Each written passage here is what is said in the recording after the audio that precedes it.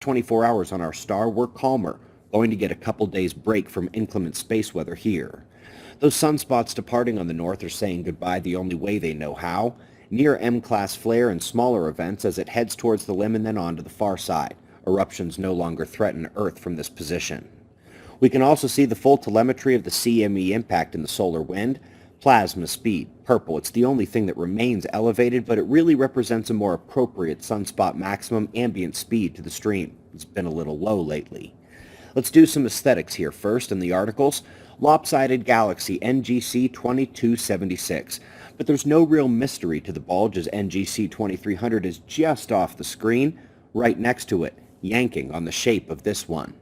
The prettier eye candy comes when Chandra combines their X-ray view of the galactic center with what is unquestionably the most incredible radio signal image we've ever seen.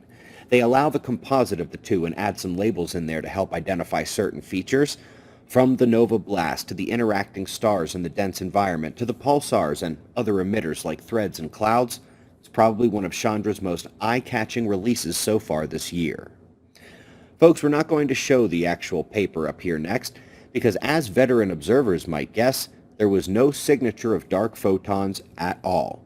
But this was one of the largest collaborations ever in this realm, and when something's not there, you gotta realize just adding a bunch more people to the team isn't going to help you find it. Instead, you're more likely to find something unexpected, another surprise, filaments connecting the galaxies at levels not observed before.